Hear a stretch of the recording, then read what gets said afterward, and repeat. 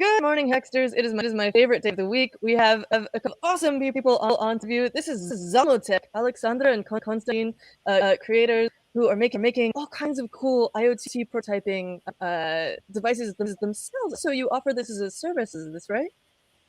Yeah. Hi, Alex. Thanks for inviting us, first of all. Whoa, I still can't hear you, unfortunately. I wonder No? what has happened. We do Maybe I check should. for every show, Yeah. but sometimes things aren't correct. But Can that's you just hear us now? Okay, this is strange. oh dear. Can you hear us now? Not muted. Hmm. No, we're not muted. No. Let me make sure that I'm able to hear and it's not on my end. Hello? Yes, we can hear you Yeah. loud and clear, and our microphone seems to be working fine. Sorry for the technical issues. We'll have this on in a moment. How's that? I hear you now. Excellent. Perfect. Okay, great. Sorry, I think there was an echo thing that kicked in. That was my fault. Anyway, welcome to the show, and I would love to hear you tell us what your company is all about. So, we are a hardware prototyping company, and we mostly focus on IoT-enabled products. So anything that can be connected with the internet and it's electronic in nature, we can develop. At the very beginning, we started as a makerspace, actually. And soon we pivoted towards services because there was a lot of demand. There were a lot of projects thrown at us, and I think we are lucky this way. We found something that we love doing and got paid doing it for in the long run. Yeah, and what kind of products have you on your own and for other people? Let's take a look. You've got some up here on your website. And I think that most of these are ones that you have made yourselves. But any of these contract manufacturing jobs done for other people? Or the design Yes, jobs? usually we have all sorts of projects from clients, but in between projects for clients, we try to fit in our personal projects.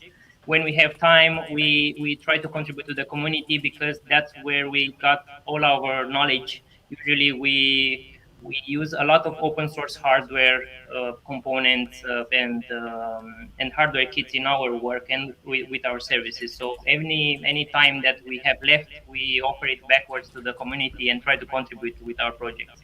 That's so and you have in fact shared a ton of projects on Hackster already under Zalmotek and Alexandra's personal account. And let's dive into a couple of for a second to give an idea of what you get up to. I'm especially interested in this Zalmotek project. Could you tell about this? Sure thing.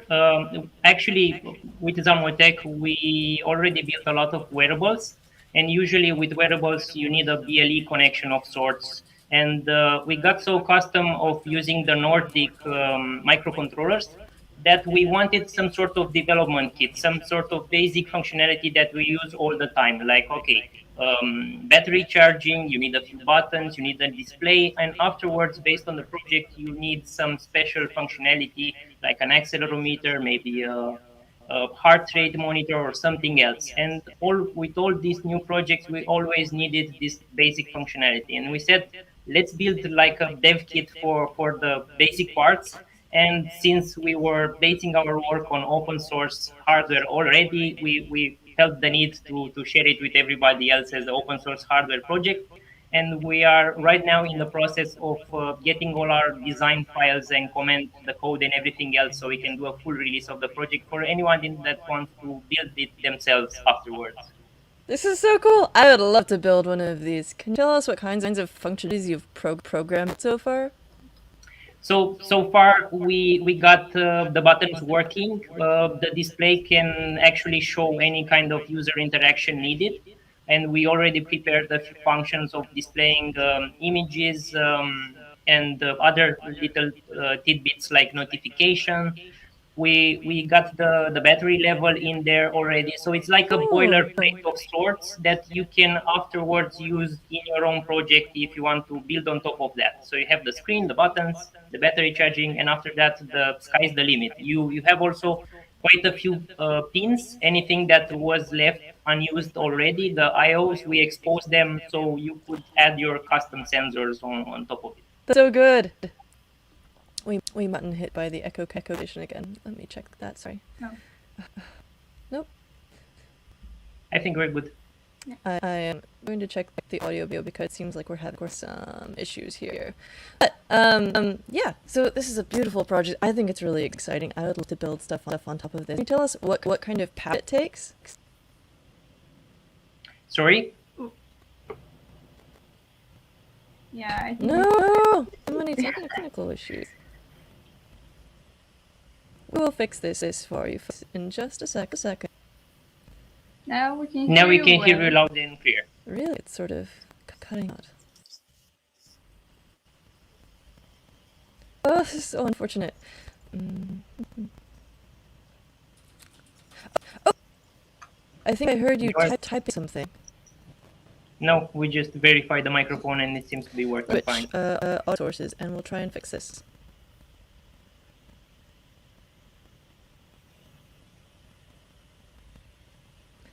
Could you say something, please?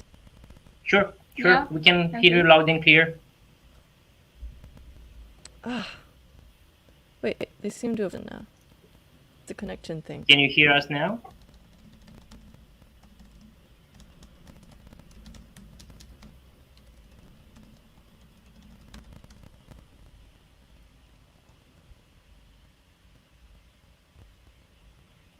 We're just having some connectivity issues. Can you hear us Yeah. now? Should we try something else? Switching the...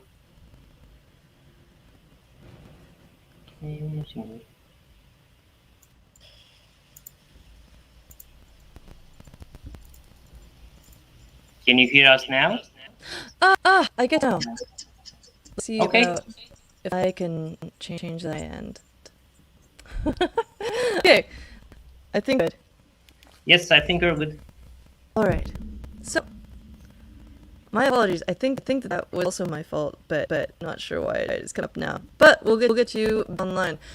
So, yeah, can you tell us power this device?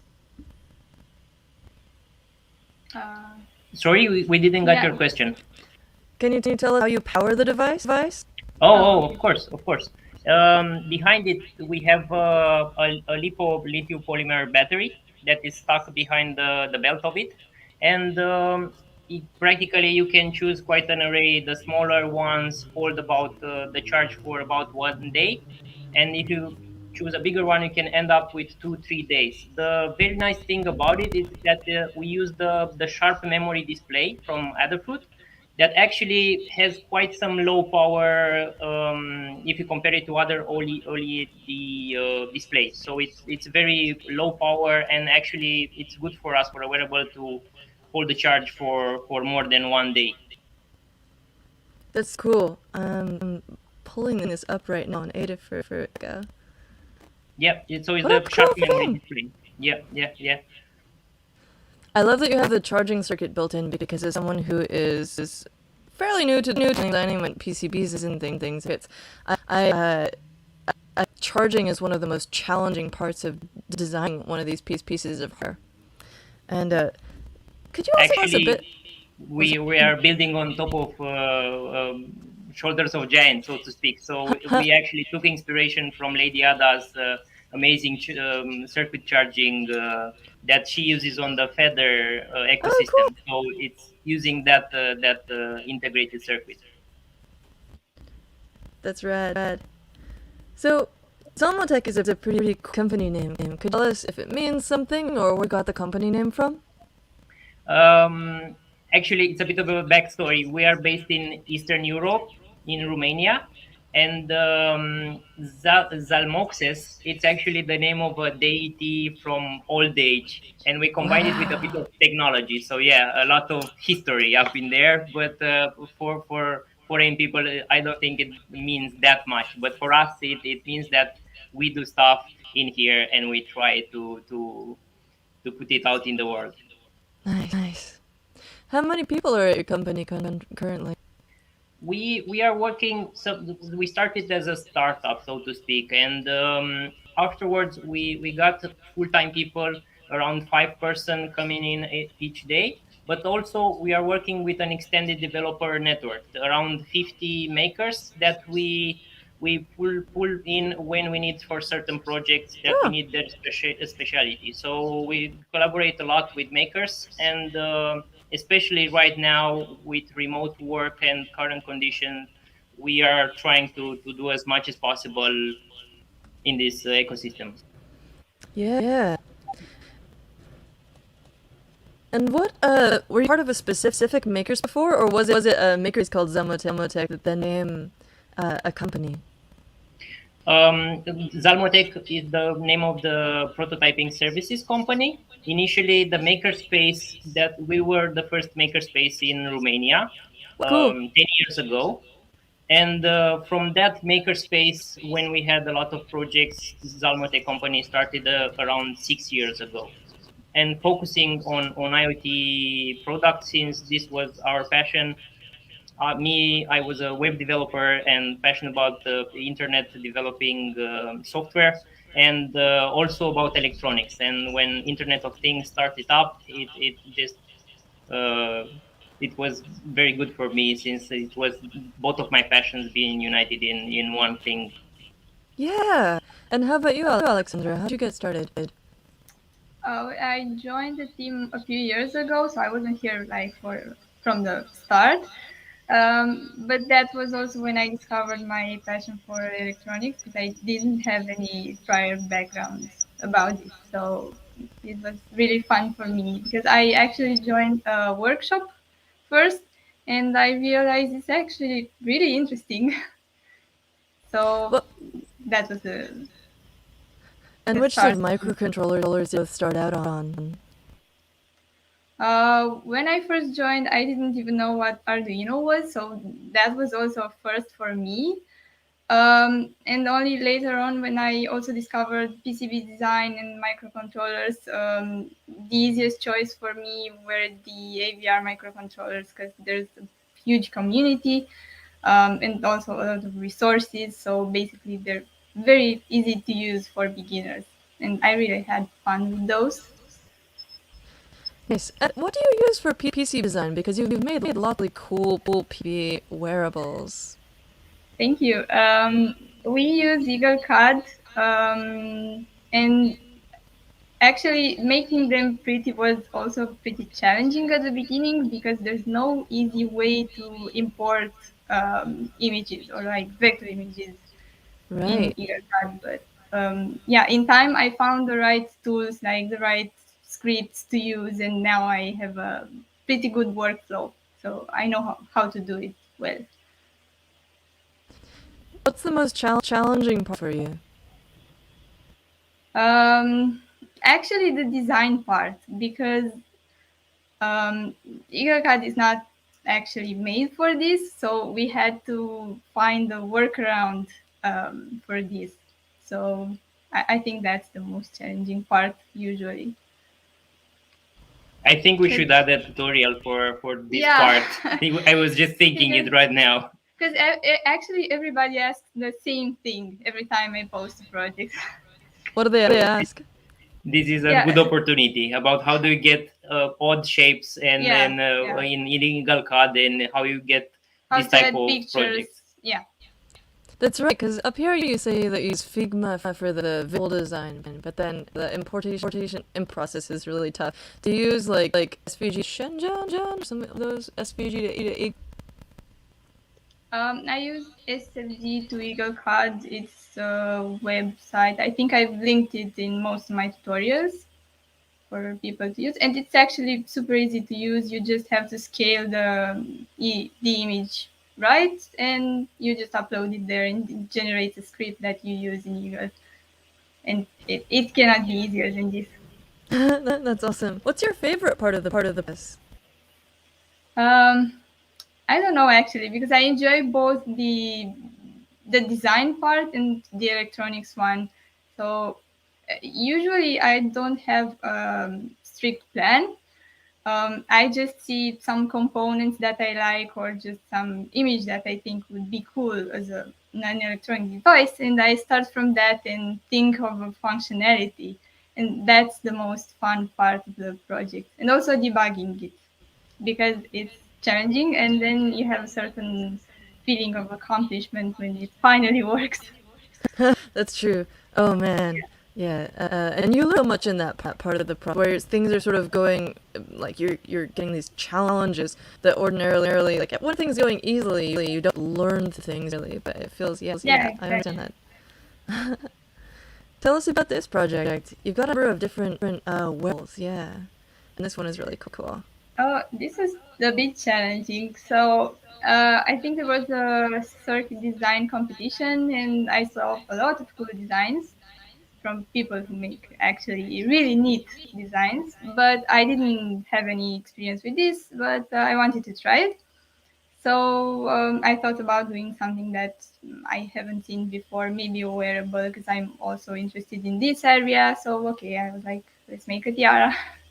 And I printed out a model that I liked on paper. So, and then I tried to shape it with some copper wires. And again, I didn't really have any idea for a schematic I wanted to build because it's quite complicated to visualize circuit sculptures. I think that's the most challenging part in here. So I just built it like I went with the flow, and eventually something turned out well. So you don't have a do you have a controller on it, or is it just circuit being powered and powering these Mm, LEDs in parallel? yeah, it's just some LEDs in parallel and some resistors. There's no That's so microcontroller. cool. Yeah. I like what you have here with the hot glue. Can you explain the dual function out there? Oh, I used that both to keep the LEDs from falling because they were quite weak from soldering joints, Because and these both surface for ones, yeah, some of them. some of There's them, a combination of them, right? and also for diffusing the light, it actually looks better like this. But I didn't think of this effect. I just realized after that it actually looks nice. Awesome. Uh, another thing that you use a lot of seems to be these M5 stack modules, and you've done a couple of different Yeah. projects with those. Could you tell us about why you chose to work with them, what their benefits are? Yeah, actually, I've been part of ESP32 microcontroller community exactly from the start. And this kit is actually encapsulating ESP32, both with a few functionalities around it that make it a very good prototyping solution for quick and dirty IoT examples, case studies. And we had some great partners from Belgium, an IoT platform called Waylay, that they asked us to kind of find some way of showing their platform using some robust hardware that we can develop really quick. And our first thought was the M5 stack ecosystem that has lots of interesting sensors and development platform, especially for IoT. And that's why we ended up with this. We feel that's a very good solution to get results really fast. Of course, when you get to a custom project and you need to go to manufacturing state, you might end up with a custom board or something more robust or easy to manufacture. But they are amazing for minimum viable products or very quick IoT projects. Also, these tutorials are meant to be for students, so it's important to be as easy to use as possible, just to use in a lab, so stuff like that. They definitely look like it, and I love your sharing every the process as tutorial. Your photos are really gorgeous, by the way. I feel like this is a Thank you. really amazing. It Just is look at Alexandra's effort right there and the passion for purple color. So you can Yeah, see it all around. that's also one of my favorite parts of the project the project is finally done and I can take pictures of it and showcase it.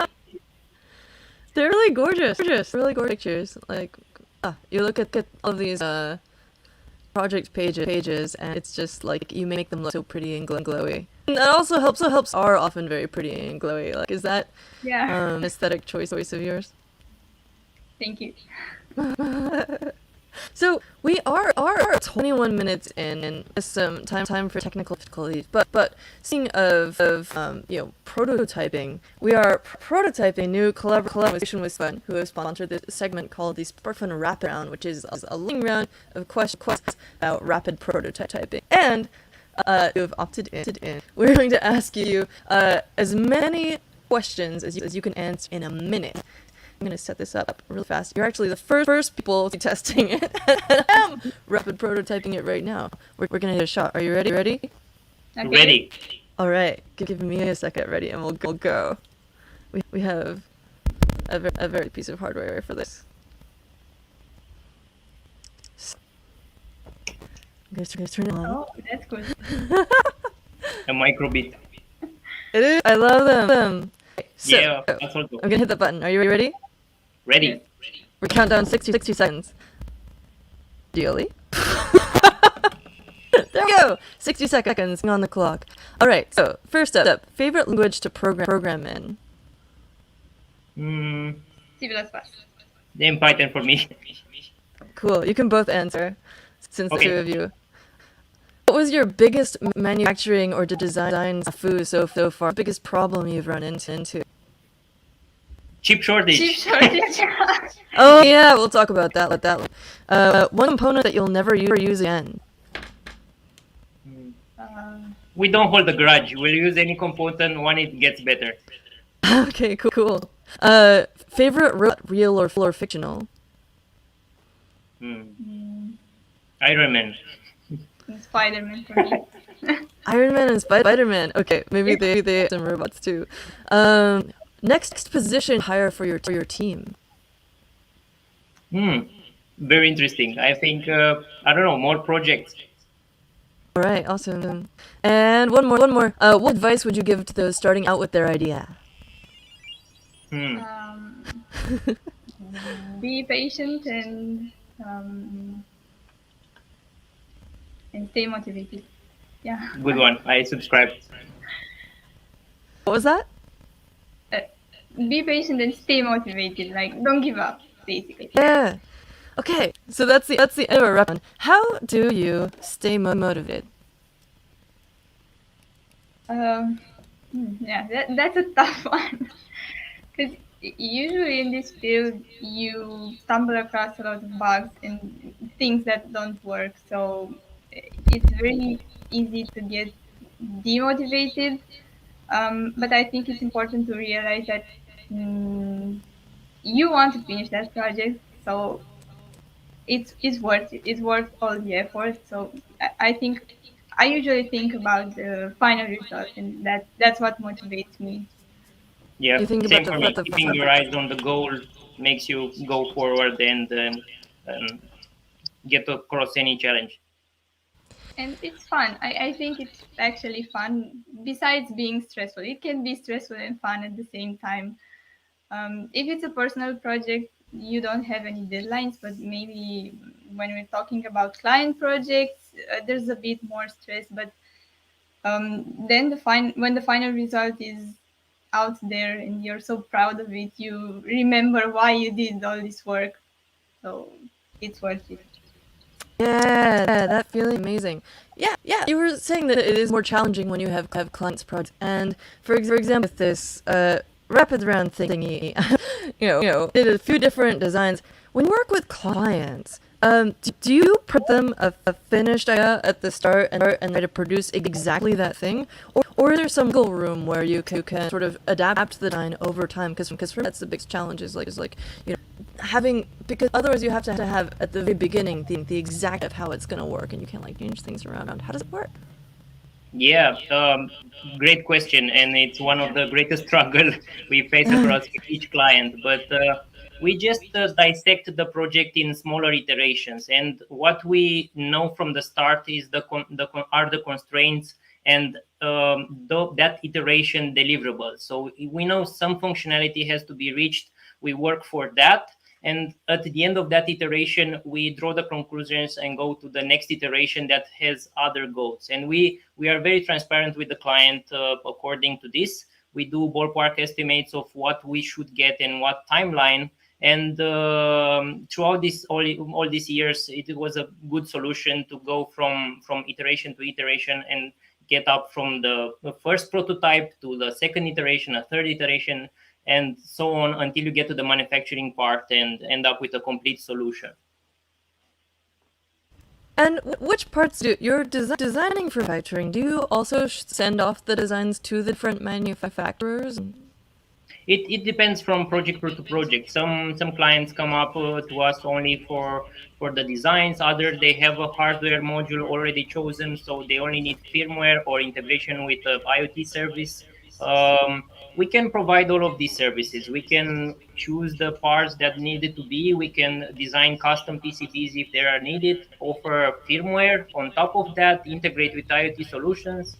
And of course, when you're getting to manufacturing, we can deliver all these files, the Gerbers, the firmware to the manufacturer that will deliver them to scale and will create a large batch of products. So we're covering all the bases up until manufacturing when it's not our focus to go to scale, because we love prototyping and we love coming back to the challenges, to the initial challenges of hardware prototyping. That's awesome. And on your page, you say that you can also replicate an old device, gain new powers. What kinds of projects like that have you done? Yeah, interesting that you've noticed.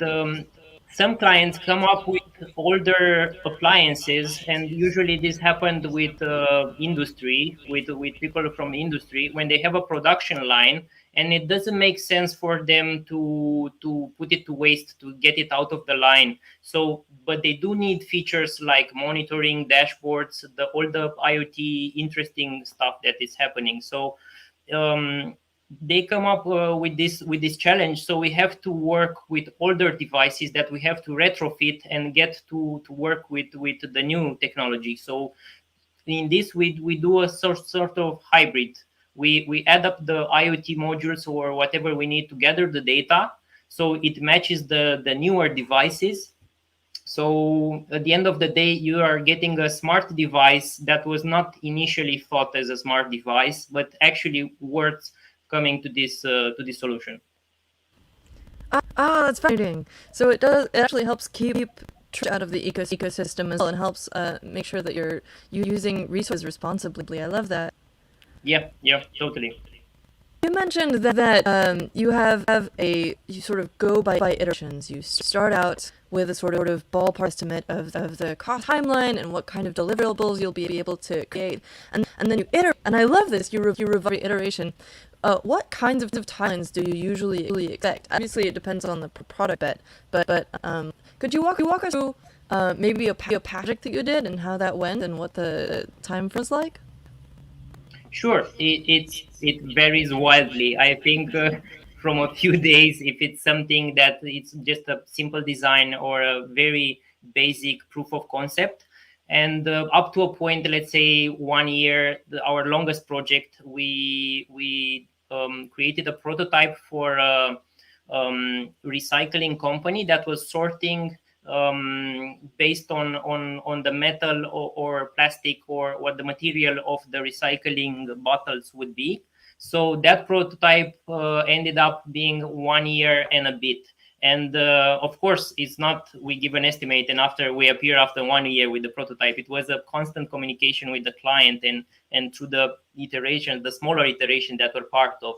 But it as I said, it varies a lot. We have very small projects like 1 week. Others tend to go longer, but we try to separate them in smaller iterations that are easier for us also, because we like to work in sprints, like in agile, when you do something but you don't want to be too long, so you don't see the end goal or something getting done. So I think we ended up with what we did for our personal projects in prototyping. We like to see results. We like to see the hardware doing its job.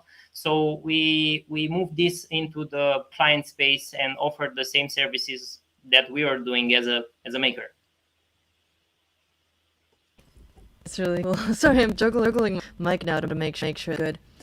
You also mentioned that your next person that you hire might be the other person who does project. And I noticed that you have tons of really cool wearables, and you have some home automation of projects to help you grow plants, help you solder, and also a little beginner circuit kit. Like, cool.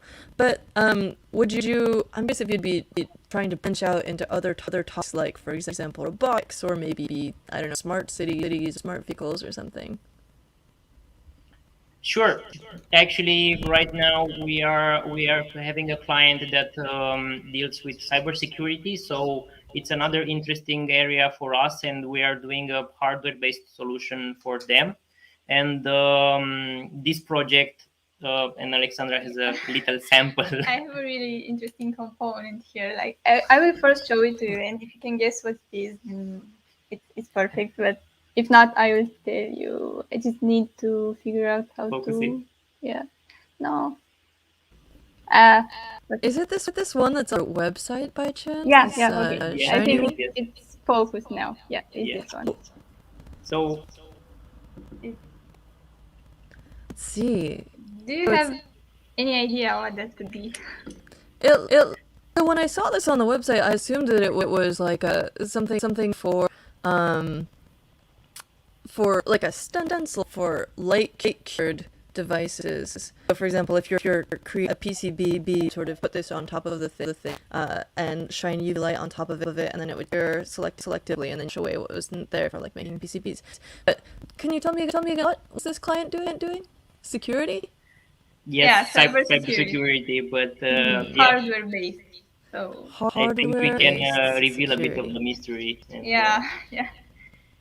It's actually a crossbar array of memory stores. So it's a really exciting component for us to work with, because it's actually in the research stage. So you cannot Yeah. buy this one online and have fun with it. So that's why it's one of the most interesting projects we've recently been working on. And future plans include neuromorphic computing and memory stores and Morphic computing? yeah. Does that basically mean computers emulating brain work? Yeah, exactly. yeah, exactly. So it's super exciting for us to be part of this project, and I think we'll hire more people, developers of all sorts to work with these components. And it's a breath of fresh air for us to get new type of electronic components in our skill set and in our projects. Fascinating. Okay, so when you're working with new components and things, are there any tools that would enable you to work with new types of components or different materials or anything that you're ogling, that you're like, oh, I really want this specific type of tool, would really make my life easier, or it would just be really cool? Like, can you tell me about what your next tool would be?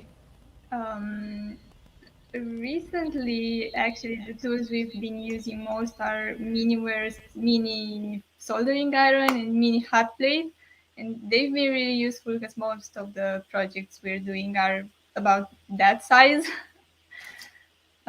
Usually, we just buy new tools with each project. Like with each project, we buy a new soldering iron, new oscilloscope probes, whatever is interesting for us.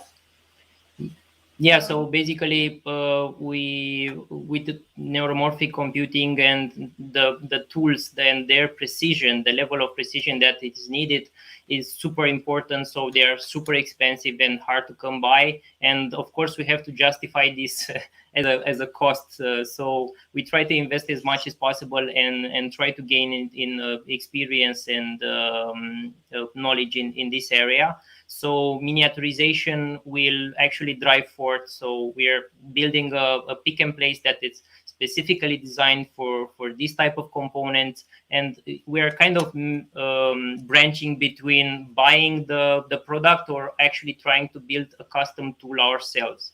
So we'll see how this comes on and post more tutorials about it while we get the experience. Yeah, and for this one, for example, you need a special measuring unit because it has really low tolerances. So you cannot measure it with a multimeter because you will burn it. And you need really specific tools for stuff like this, which are so sensitive. That's cool. So you're doing a nation of using and acquiring new tools and sort of building your own tools. This it's amazing. Did you just say that you're building your own pick and play miniaturization project? Yeah, Tell us about yeah. that. Yeah, so I try to tell as much as possible without enforcing the end user agreement. But Right. to use these memory stores, so we have to actually do the connections on the pins. Like there are some sort of pads from components, but they are so fragile and small that you have to attach some sort of wire, and you cannot do it with a soldering iron because you will burn the trace off. Yeah, the process is actually called wire bonding. It's the stuff you see on ICs, which are then covered with a certain material to protect the wires. I'm sure you've seen it on circuits. And we are trying to do a hybrid of this pick and place / wire bonding tool that will help us do rapid prototyping with memory stores, because at the moment it's a bit of a hassle to read them, try to program them, and use them in our project. So we might end up with a hybrid pick and place that also does the wire bonding stuff with this project. Cool. Can you tell me about this strange project over here on the left, the one with yellow case? What is going Yes. on? Yes, it's actually a NFC reader. So, but we try to go wild with the shape and try to make it as close to a thing that you can see in an airport where they do a scan for you and try to see if you have something in there. But Right. actually, so this was a NFC reader unit. It's another interesting project that we have where we're exploring some sort of transhumanist utilization of technology. I have an implant in my hand, a small NFC.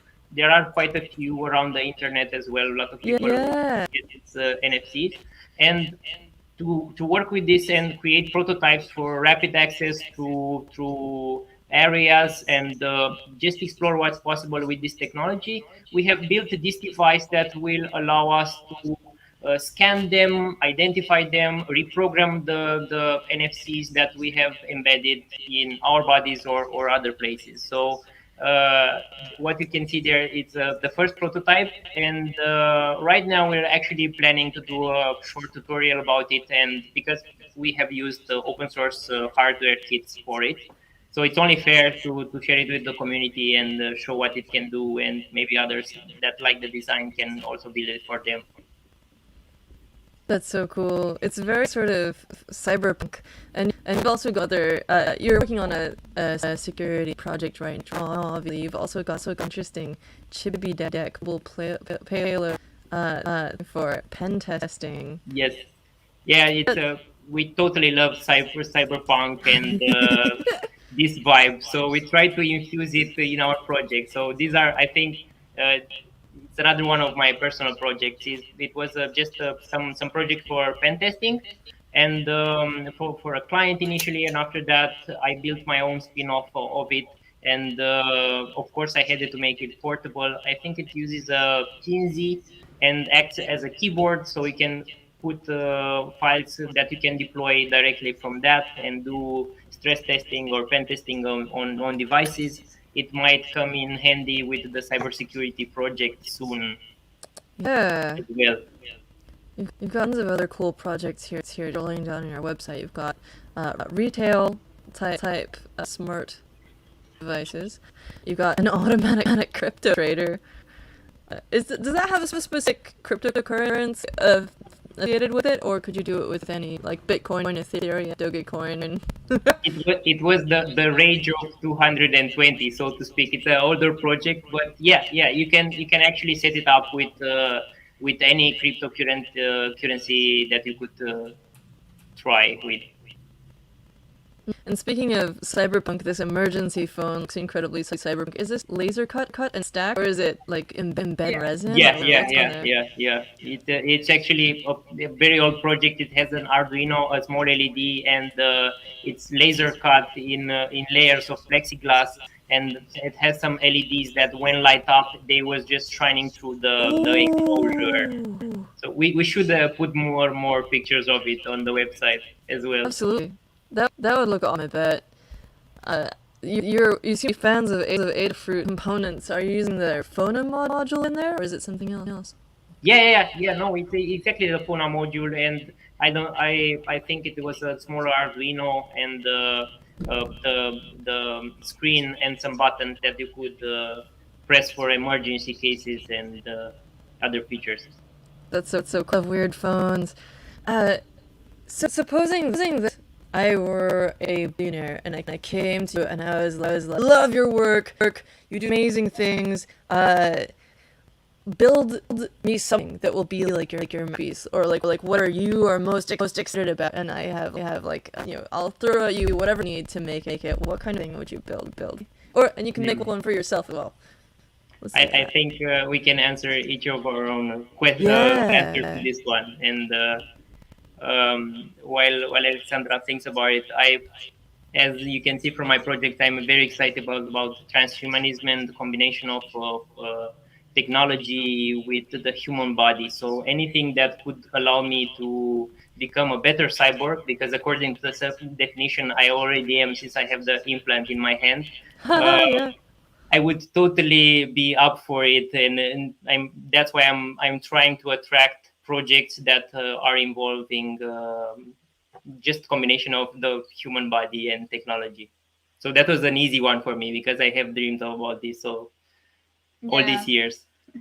And actually, for me, is also something related to wearables because this is what I'm most attracted to. And most of my projects are usually just shiny wearables with lots of LEDs and stuff like that. But I think I want to make something a bit more functional as well. Like these were just mostly aesthetic.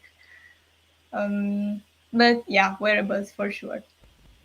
Awesome. Oh, I feel a lot of synergy with these because I have some similar projects of my own. I geek out about it sometimes. But we're drawing near the end of our session here. I would love to hear about what kinds of things. Obviously, your wellness, cybersecurity thing, and also you're probably under NDA for a lot of things. You're building some things for yourselves. But what are you? What is anything you have coming to pipeline soon? You might see. Sure thing. Definitely, we will have a few tutorials about tools and projects like the NFC Reader that we plan to do a tutorial for, the tools that we will use for the memory stores, and we want to open source what parts we can. Actually, the client that is a company called Cyberswarm allowed us to make some part of it available for the community, so more developers can access this project and functionalities in the future. So we will be happy to report in with tutorials on Hackster about it. So that's going to We be a big project part of um, it. we actually want to build a development board based on these memory stores. So that's an exciting future plan. We also have this tiny Neopixel studio light. Because Ooh. yeah, you see this background purple light which we use in most Yeah. pictures, but we figured out for usually small objects to photograph, we usually need some background light, like to give it some color, some cool shade. So we designed this. It's actually based on Raspberry Pi Pico. So yeah, this is in progress because we also have a battery shield for this. You can adjust the color to with a potentiometer and change the intensity of the light. So That's amazing. I actually just bought these Philips oh, things, so which I good. was using Yeah. ago because I wanted to make my own, but I was like messing around with the pixels, and I was like, okay, sometimes you should just buy the thing, and it'll be like We faster and know easier. that. We know We that. are always having this struggle, and usually try to when we are ordering parts for projects for clients, always adding a few of our components on top of that, so to explore and just to justify the need to create it our own. So Yeah, I love it. it's Yeah, in I would totally. fact, Sorry.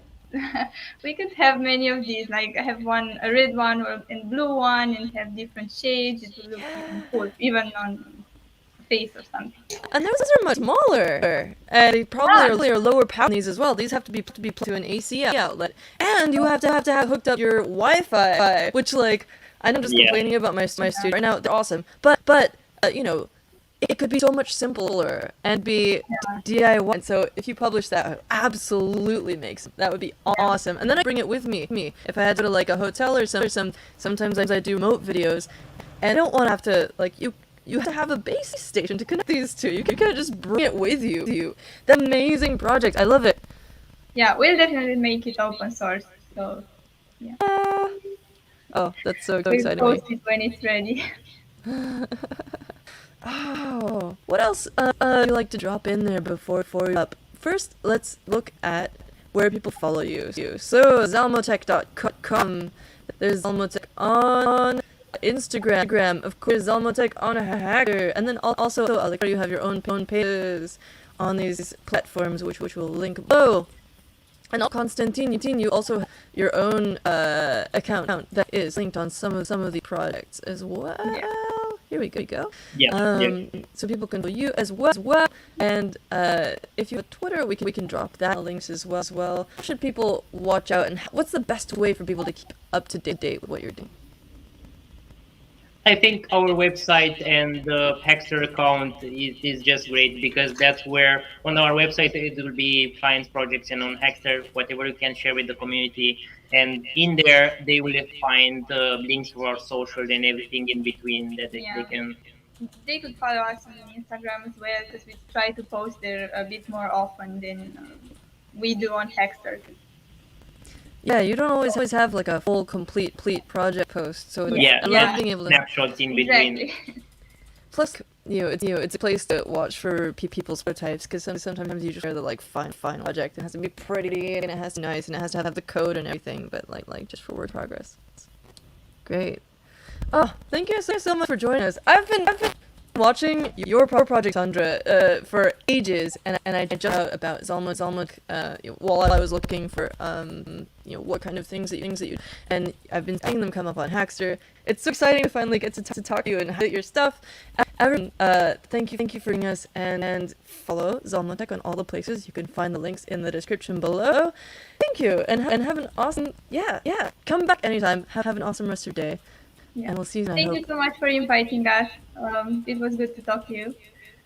Thank you so much for having us. We've been actively following your projects also, so it feels like a good match, and we'll have further conversations as well.